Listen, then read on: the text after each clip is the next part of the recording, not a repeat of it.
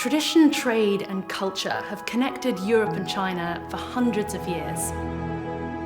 In the 18th century, a small number of products escaped from China and lit a touch paper in the West of excitement.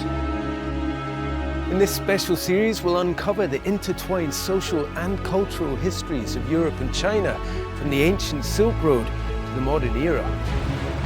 Art is traveling as a silent ambassador to spread the word about culture and civilization. It's amazingly impressive because they were such incredibly talented artists. When you talk about silk, with a value of 3 or 4 garments, you could buy a palace. We'll be seeking out the European spaces where traces of China lie hidden in plain sight. Wow! This is the Chinese room, and it's definitely one of my favorites within the house.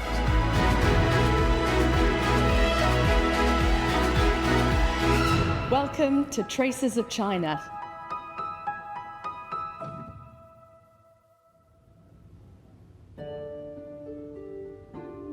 There is a historical side in my job that is actually fantastic. There is something, when you work on an object that was used on a daily basis by Louis XIV or Marie Antoinette, you have that direct connection to history and to people. But I think what's fascinating is the marquetry work. But that motif here, you would think it's a European marquetry design. And actually, no, it's Chinese. While it's not an obvious Chinese style object, you do have reminiscence of what later we would call chinoiserie.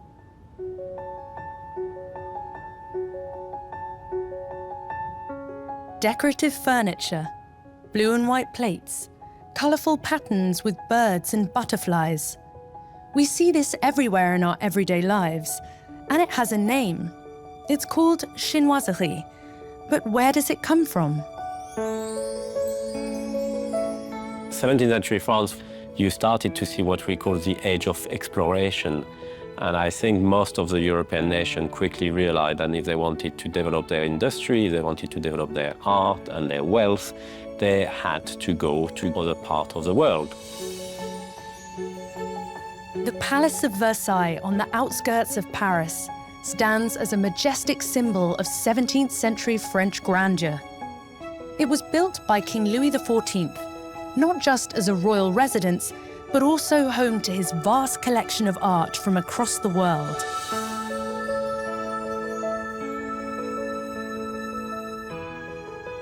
Here, in this big panel, in the background, you can see a pagoda.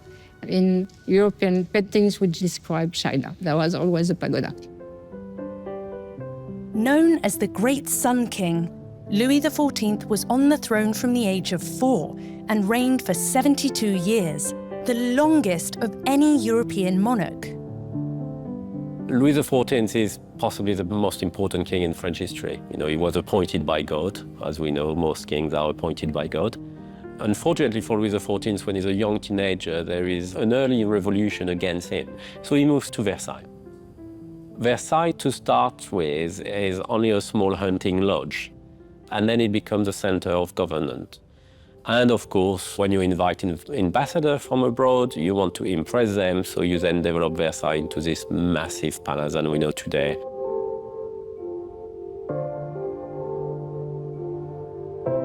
Tell me a little bit about Louis XIV. What was he like? Louis XIV loved paintings. He was a great collector.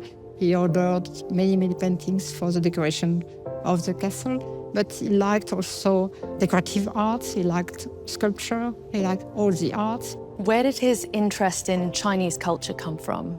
His interest for China came very early. Many books were published at this time, written by merchants or missionaries who went to China, and it gave an idea of the main monuments of Beijing and other places. So the knowledge about China was changing really at this time.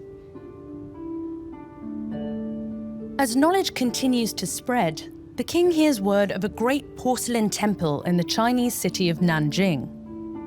It's one of the tallest buildings of Asia. It became one of the 8 wonders of the world at the time. The great Sun King's appetite to impress, combined with his infatuation with the East, leads him to an elaborate plan. I think when you're appointed by God, you're immediately going to be a bit flamboyant and believe in yourself. I think in English you call it an egocentric.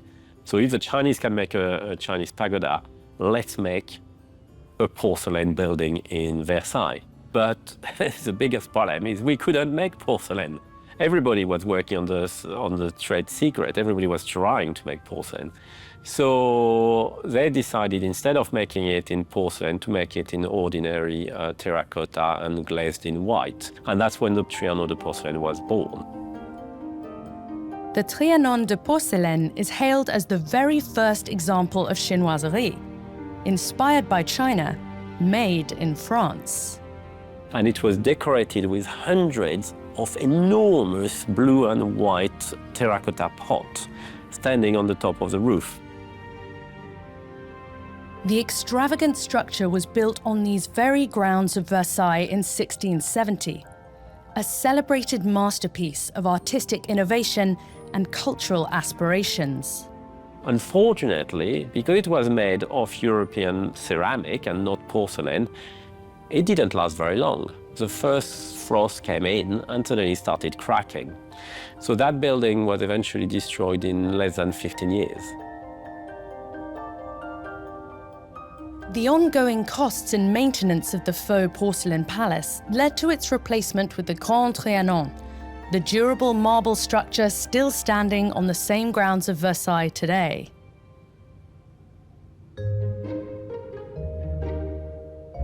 While the porcelain palace didn't survive, the appetite for Chinese art was growing fast with the upper classes. Becoming so popular, the supply from China couldn't meet the demand. I'm curator at the Musée des Arts Décoratifs, and I'm head of the Asian collections. We're moving pieces, changing pieces for the 60th anniversary of the French and Chinese cultural relationship. Famous portrait of the Qianlong Emperor. Here at the Musée des Arts Décoratifs, a unique collection has been presented to illustrate a profound moment in European art history. Beatrice, tell me what we're looking at here. Here we're looking at Chinese porcelain on the top shelf, and then European ceramics on the two lower here, in the purpose of showing how China had influenced the other manufacturers in Europe. What kind of differences are we looking for between the Chinese originals and then the European copies? There's different things. For example, this dish, the large dish, is Chinese, made specially for the European market, using Chinese symbols, Chinese decoration motif. This dish mimics it, but even enhancing it by this relief that they made. Sometimes the French adapted to their own taste and to their own idea of what was Chinese and what was not. We can go to this part of the showcase, for example. This is a beautiful dragon here. Yes, the European painter didn't understand quite well the Chinese model and changed the face of the dragon. And also we have to remember the meaning of the dragon was totally opposite. Dragon in China particularly, it was the symbol of the emperor, where in Europe it was more the symbol of evil. These French artists were now turning their hands to a new style of decoration, set to take Europe by storm. You would have a book with prints, and then the European man, never seen a pagoda in his life, but will draw a copy that pagoda from that book onto his piece of furniture. This is amazing. What are we looking at here? This area, which is very interesting, is it's a mixture between Chinese object origin, like the paneling here, all the red paneling, the porcelain here, and also imitation of the Chinese model. This is not Chinese, this is totally imitation from Germany and Delft. Imitating, but also imitating with a need of adapt it to your style of living. Within this installation, designed to look like the shop of an 18th century art dealer, we can see how the Chinese aesthetic has been mixed with practical furniture designs for a European customer. In Asia, they don't make furniture on leg. as opposed to Europe, where everything is on legs. So in order to get what you want for your French castle, you have to make a French cabinet, and if you want it in the style of China, that's when you start integrating Chinese element to it. And that's when it's becoming that kind of chinoiserie style. You have a mix of the two worlds put together into one object. What was it about France that made it this big center of chinoiserie? Interestingly enough, the trade was not so much into the French hands. And it started long before with the Portuguese, the Spanish, and the Dutch. But the taste in Europe, what was good taste, was given by the French court. Yeah, because the term chinoiserie is a French term. Indeed, but not used in the 18th century.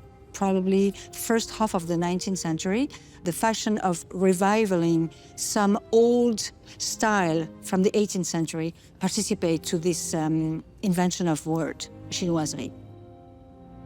So while the 18th century is considered the golden age of chinoiserie, it wasn't until the 19th century resurgence that the term was coined, receiving a mixture of reviews.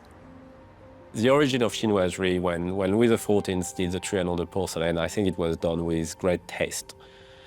And you know, sometimes we say less is more. Well, by the 19th century, they lost that concept of less and more.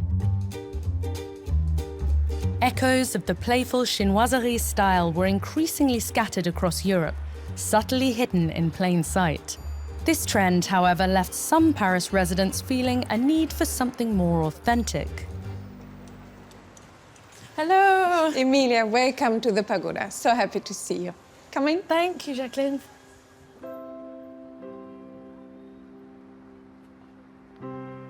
Oh my gosh, this is amazing. I know. And you wouldn't expect this in the middle of Paris. How incredible to just find this in the middle of all the Parisian buildings. Who built this? It was built in 1926 by Monsieur Lo, the famous Asian art dealer, who built this place as a place of cultural exchange and an art gallery. This building was known as the Paris Pagoda and was purchased by the art dealer C.T. Lu in 1925 as a typical Parisian townhouse. It was then transformed into an authentic-looking pagoda to be a center point for Asian art dealings in the Western world. What are the most interesting architectural features here? Well, I think already the outside of the building and the location is amazing. You have all the architectural features of a Chinese pagoda and all the elements. This window lacing, for example, is exactly the same lacing as it is in the Forbidden City. Oh, wow. Can we take a look around? Yes, follow me. Since its creation in 1926, the Paris Pagoda has gone from private residence to art gallery, event space, and exclusive film and photography location. Look at this! This is incredible. It is. It is still amazing, even Wow. after 100 years. It's almost modern, I feel.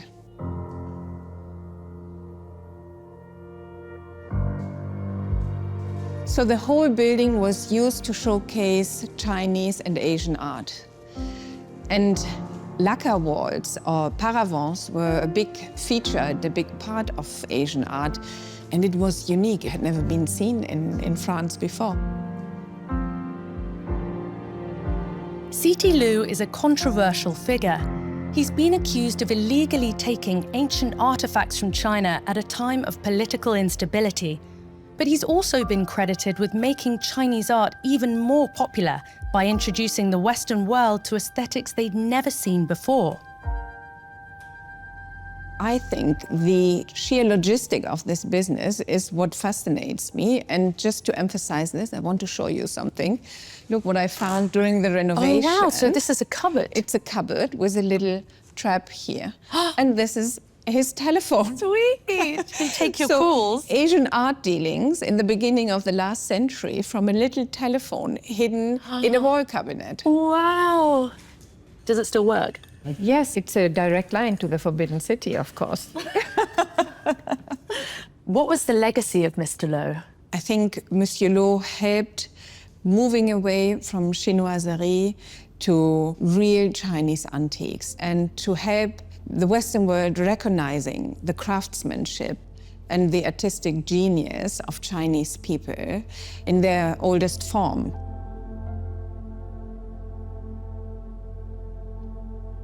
Established in 1898, the Czernuski Asian Art Museum in Paris is home to one of Europe's largest collections of real Chinese art, spanning from antiquity to the modern era. If there was one thing to remember about Chinese art is that depending on the places where you go and the centuries when the pieces were produced, it's not exactly the same kind of culture. China has evolved, has changed. So it's very hard to define Chinese art. Yes, it is. In fact, you should always use the plural, Chinese arts. And when you're talking about Chinese arts, you should define what kind of art you are talking about. So how were all of these artworks received by the French people at the time? The decorative arts were fascinating in some way by the way they were made, which required a lot of work. And it's very obvious on this kind of cloisonné there, because what you have there is a vase which is made out of a metal core. These are all the golden designs that you have there. Who would something like this have been made for? Obviously for the aristocracy of the court, because this kind of technique is very expensive, even on smaller objects. So when it's something of this size, it's made for people who have a lot of money. Cloisonné is an ancient art form that in this case began its life in Europe and then traveled to China along the Silk Road in the 1400s. There, the intricate craft saw significant development to become the iconic Chinese style we would recognize today.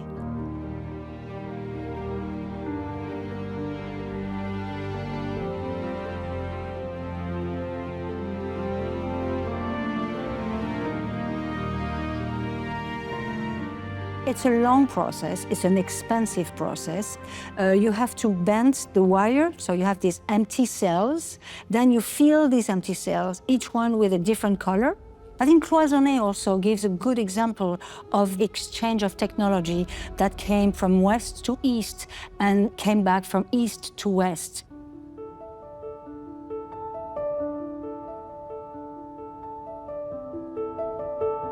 On the northeastern border of France is the small town of Longwy, famous for a particular type of ceramics that has become renowned here over the past century, a style that Jacques Piffer was introduced to from a young age. Je fais de la céramique depuis les années 1957.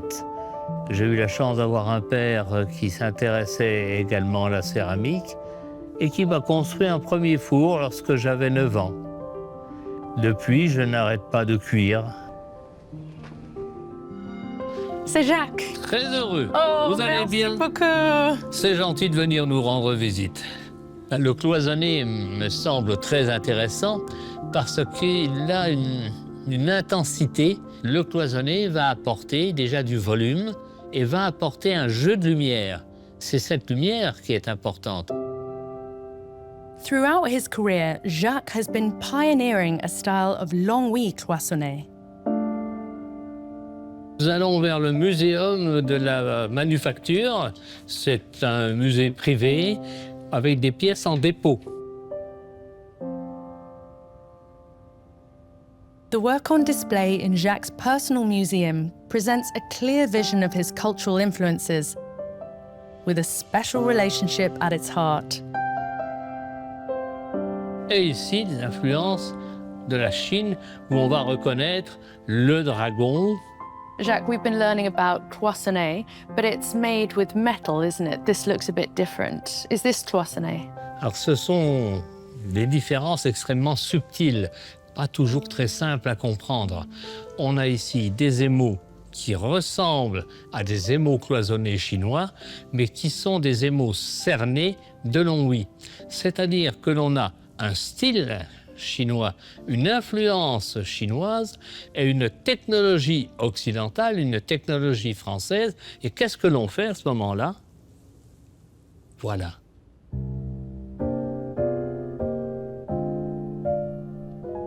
For the past 47 years, Jacques has been producing and selling Longwy cloisonné here on site with the help of his small expert team. Entrez dans l'atelier. Wow. Voici donc Michel qui est au travail. Bonjour Michel. Bonjour. Est-ce que c'est un travail que vous aimeriez faire, vous aussi? Great, sounds great. Essayez.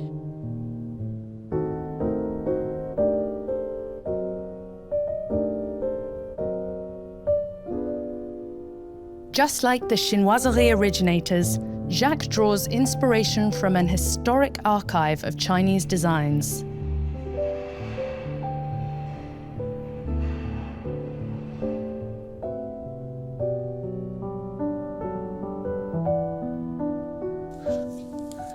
Alors, voilà le poncif. Et puis,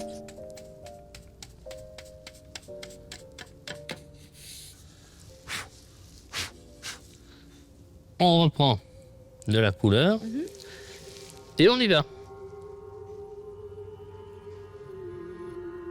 Ça va bien. On essaye? Okay, I will try. Allez, courage. Thank you.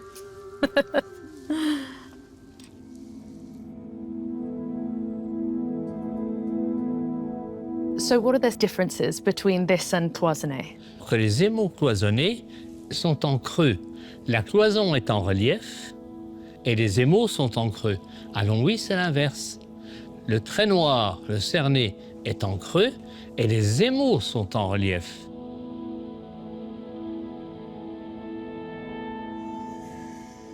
This is the big moment of color. So we have to put it on quite thick. Oui, encore, voilà. Ah, c'est très bien. Eh bien, écoutez, là, je vais préparer votre contrat. Oh, I can make this. Oui. Here's one I made earlier. It's gonna look like that, I promise.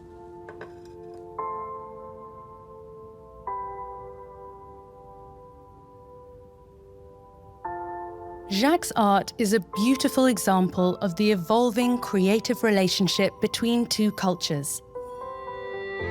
At its essence, chinoiserie is about inspiration and fantasy, a romantic interpretation of Chinese art that is both unique and a celebration of its origins. What sort of role do you think art plays in the evolving relationship between the East and the West? That's a wonderful question. Citilo once said, art has no frontiers. Art is traveling as a silent ambassador to spread the word about culture and civilization.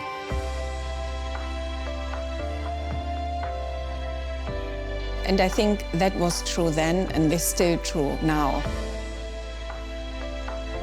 We speak about chinoiserie today. You also have to understand that the European taste in the Chinese court was as important as the Chinois taste in the French court. On a besoin d'échanger des points de vue, on a besoin d'échanger des matériaux, parce que l'art est humain. Et l'humain ne peut pas se passer de son voisin, que ce soit le voisin d'à côté ou que ce soit un voisin de très loin. Look at this window. It really symbolizes the idea of the pagoda, to bring together the East and the West. We have the impression to be in China, but when you look out of the window, you see the Haussmannian architecture. And the magic is, one doesn't disturb the other. In fact, it's complementing each other.